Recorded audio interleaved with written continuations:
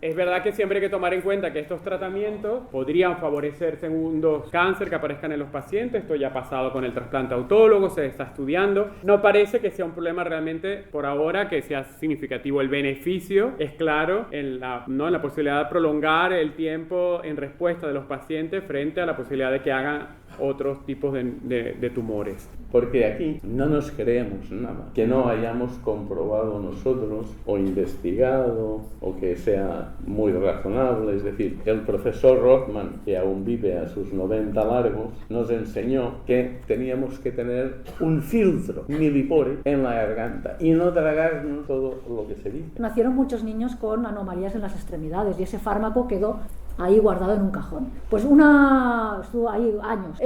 La mujer de un paciente que tenía un mieloma múltiple en Estados Unidos, que el paciente pues no estaba yendo bien, la mujer pues que era muy curiosa se puso a investigar, se ve que quería mucho a su marido y encontró que se habían hecho experimentos con talidomida en células de mieloma y vio que había funcionado. Se están explorando también en algunos ensayos tratamientos intermitentes, también combinarlos con fármacos que mejoren la actividad de los linfocitos exactamente igual que antes, ¿no? Y en cuanto a las mutaciones del receptor también lo tenemos bien, porque lo que podemos hacer es combinar biespecíficos que vayan dirigidos a diferentes dianas del mieloma. Y cuando los combinamos así, ya hemos visto en ensayos pues, que se han publicado recientemente que funcionan muy muy bien. Seguimos teniendo fármacos para combinar con inmunomoduladores que utilizábamos en primera línea o en recaídas también otros anticuerpos monoclonales.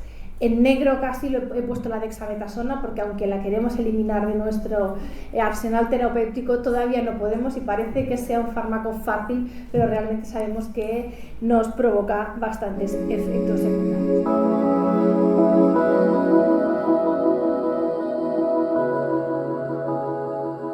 Es ver algunos aspectos, repasar, muchos ya habéis escuchado mucho de las células CAR-T en mieloma, repasar algunos aspectos generales y sobre todo, como me pidió Teresa, pues hablar de manejo y en eso quizá nos centraremos en algunos aspectos del manejo.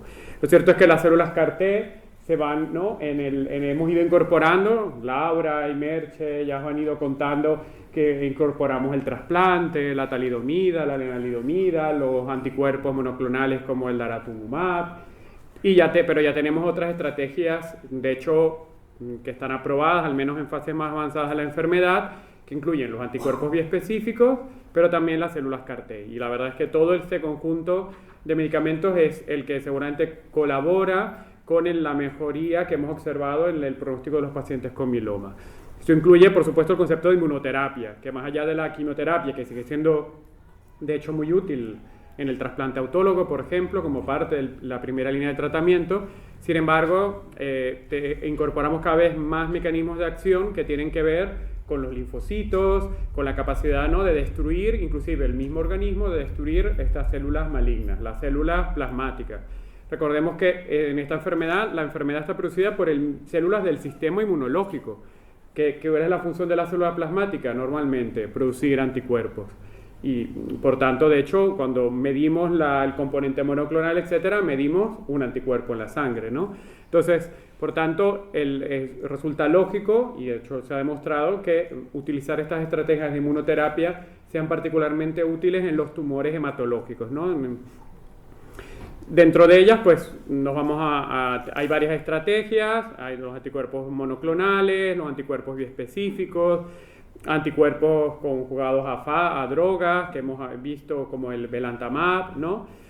Pero las células CAR-T tienen un papel muy importante dentro de estas estrategias de inmunoterapia avanzada. Y aquí os repaso un poco qué hacemos para hacer una célula CAR-T. La célula CAR-T, tomamos los linfocitos de la sangre de los pacientes a través de un mecanismo de una féresis que es parecida a una donación, simplemente no hace falta ninguna estimulación ni nada. Esto se envía a la fábrica, esto puede ser de la compañía farmacéutica o aquí nosotros en el hospital en la planta 1. Lo cierto es que estas células las separamos, las purificamos, las activamos y usualmente se utiliza un lentivirus que infecta esta célula y logra expresar en la superficie de la célula un receptor, una molécula que es capaz de reconocer, de unir de una forma muy específica una sustancia en la superficie de la célula maligna. Y está este receptor va a reconocer, abajo veis la célula del mieloma, y es capaz de secretar muchas sustancias que acaban matando específicamente a la célula. O sea, transformamos los mismos linfocitos que podrían estar dirigidos contra infecciones o contra cualquier otra cosa, y los dirigimos para que específicamente a través de esta molécula que ponemos en la membrana, en la superficie del linfocito, que reconozca a la célula maligna. Y esto lo llamamos CAR-T. CAR-T lo que quiere decir que es un receptor que llamamos quimérico. Y esto viene de la mitología, porque lo que hacemos es crear una quimera. Creamos un linfocito T, un linfocito clásico pero sobre todo nos evita las infecciones virales, y entre otras cosas, y también los tumores. Y le vamos a hacer expresar un receptor que es mitad del linfocito B, mitad del linfocito T, un avance tecnológico muy importante que permitió que este linfocito pueda reconocer a esta célula maligna específicamente y activarse. Y estas dos cosas que ahora parecen sencillas, tardaron muchas décadas en llegar al desarrollo, pero ahora tenemos esta estructura, y esta estructura también es como un Lego. También en el laboratorio muchos nos dedicamos a modificar con qué reconoce, con qué se activa, con qué pasa la señal de afuera hacia adentro, etc. Y por tanto podemos intentar mejorar estas respuestas, mejorar también la toxicidad, que duren más, etc. Estas células van a estar en general reconociendo, o sea, se van a dirigir hacia esa proteína, el BCMA. Y Albert lo comentó. Esta es una sustancia que expresan los linfocitos B y las células plasmáticas, benignas y malignas, por igual. Y lo que ha sido muy, muy interesante en el mieloma, porque solo lo expresan estas células.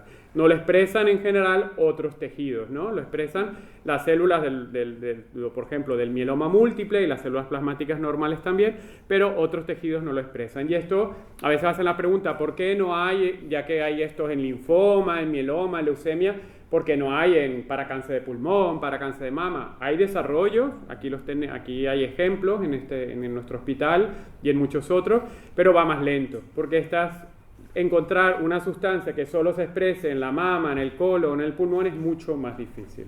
Aquí tenemos suerte en este tipo de tumores hematológicos.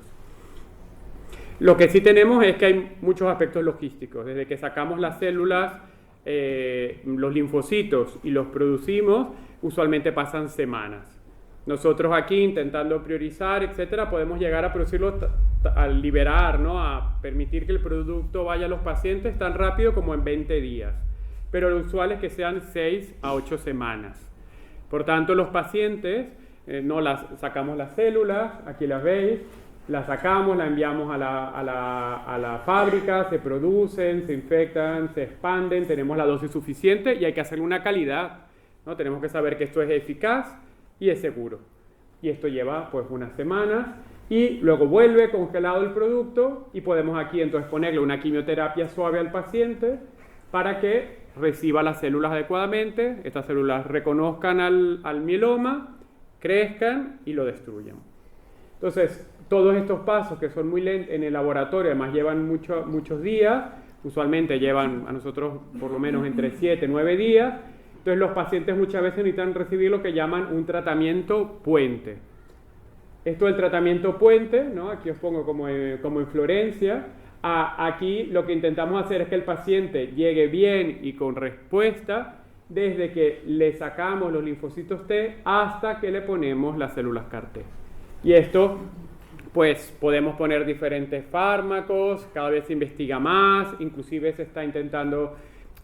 usamos fármacos previos, que a veces el paciente ha respondido, a veces usamos quimioterapia, a veces inclusive se pueden usar algunos biespecíficos que vayan contra otras moléculas, ¿no? Que no sean el BCMA, porque si usas el mismo luego te está bloqueando, ¿no? Y compiten, pero ahora que tenemos para otros podrían utilizarse, y que el paciente llegue bien y con mejor respuesta antes de ponerle el CAR. Esto no es obligatorio.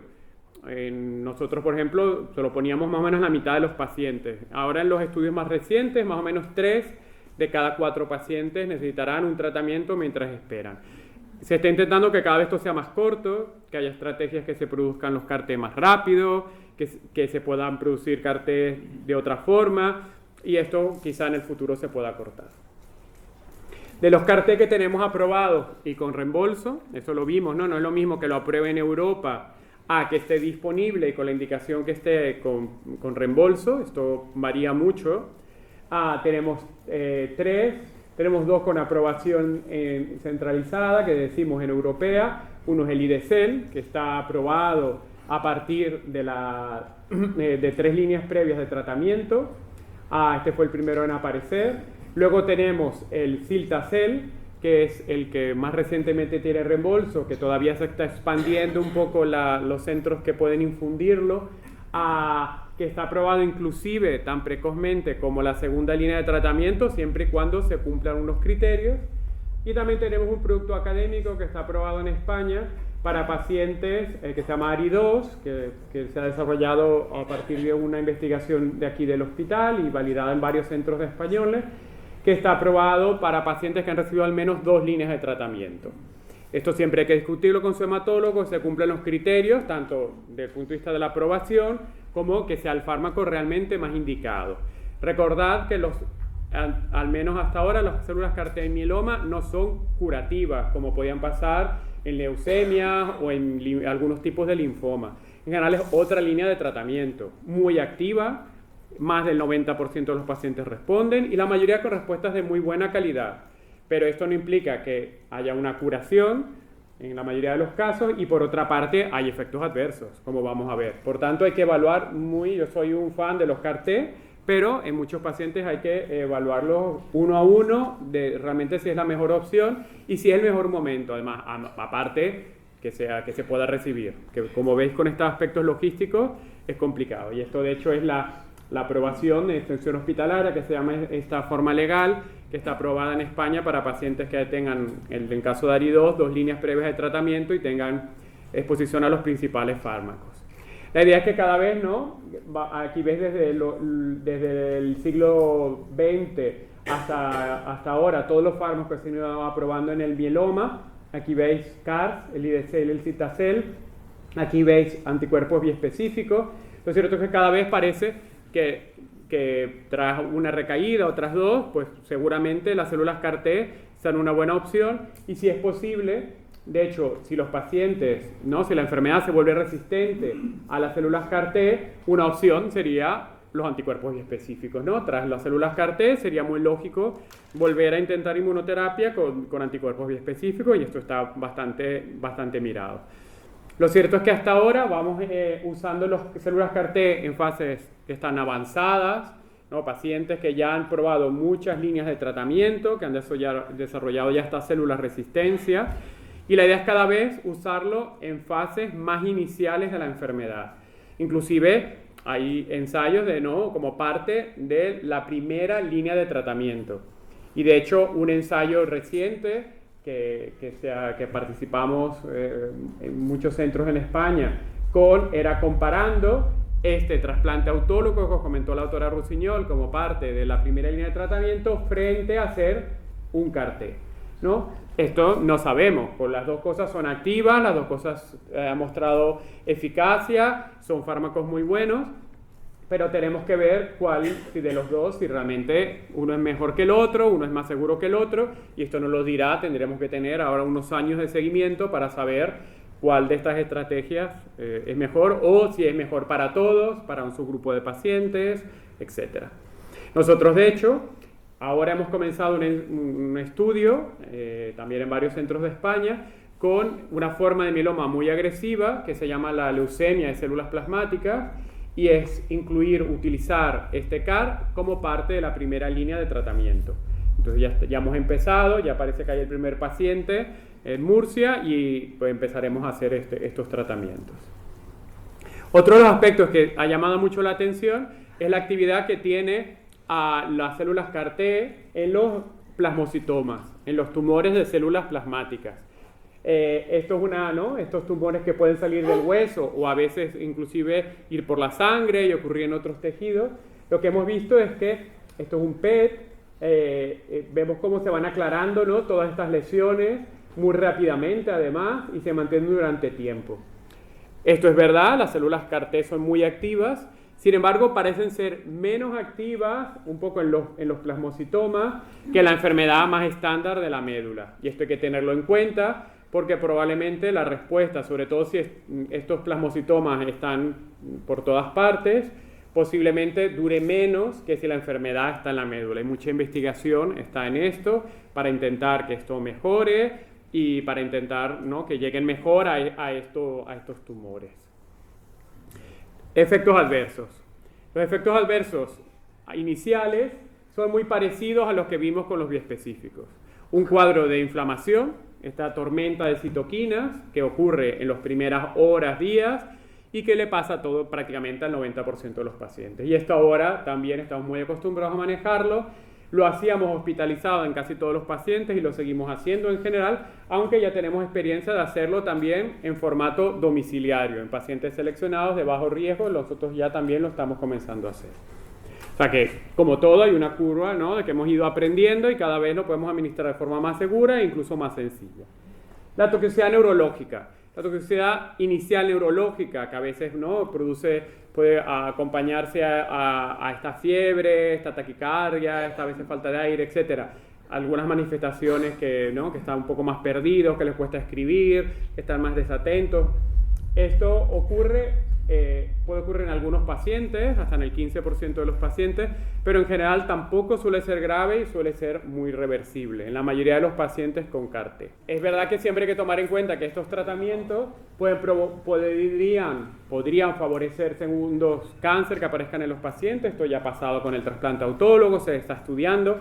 No parece que sea un problema realmente por ahora que sea significativo. El beneficio es claro en la posibilidad de prolongar el tiempo en respuesta de los pacientes frente a la posibilidad de que hagan otros tipos de tumores.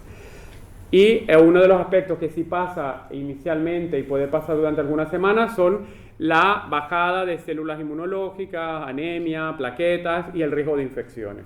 Y aquí tenemos que hacer un poco lo mismo que os decía el doctor Uriol en cuanto a la prevención de infecciones.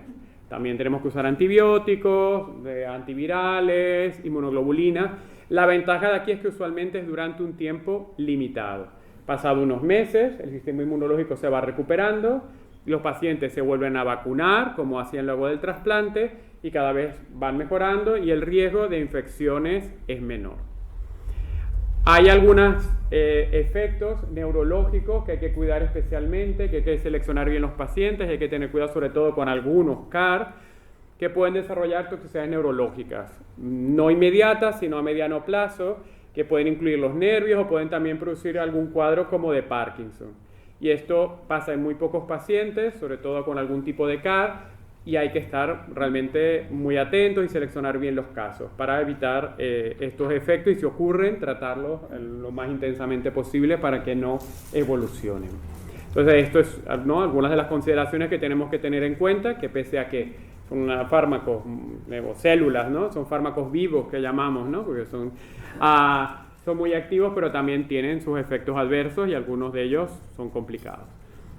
Aparte de tratar el mieloma, nosotros, de hecho, la primera paciente que tratamos con este CAR fue una paciente con amiloidosis, que sabéis que es una enfermedad que también está muy relacionada con el mieloma, donde aquí el anticuerpo se deposita por ejemplo, en el caso de ella, en el riñón, pero también a veces en otros órganos.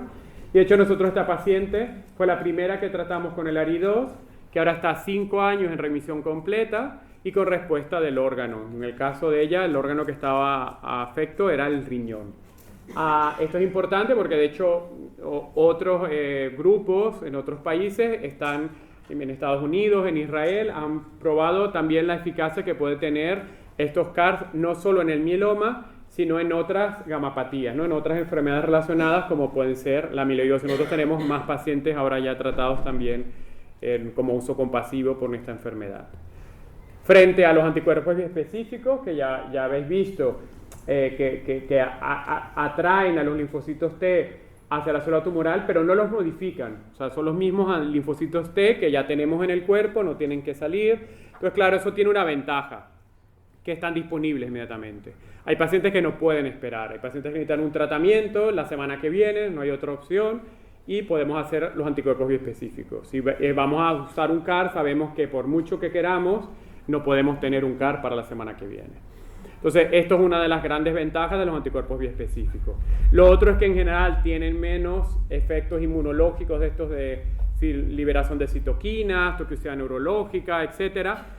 Pero una de las grandes ventajas de los CARs es que en general son una dosis. Y por tanto, es uno de los pocos tratamientos en mieloma en la actualidad que tenemos un tiempo sin tratamiento. Entonces, eso da un beneficio en calidad de vida, que hay algunos que lo conocen porque son pacientes nuestros, han tenido un tiempo sin tratamiento y pese a que se pierda la respuesta a 1 año, a 2, a 3 o a 5, lo que sea que dure, en ese tiempo pues también es un tiempo que no van viniendo al hospital cada semana o cada 15 días a ponerse un tratamiento en la vena, subcutáneo, etcétera, y eso puede tener sus claros beneficios en la recuperación general, en la vida social, en muchos aspectos. De todas formas, tenemos que saber que esto es una terapia que está evolucionando. Y lo que os digo hoy, seguramente en 3-4 años ha cambiado mucho.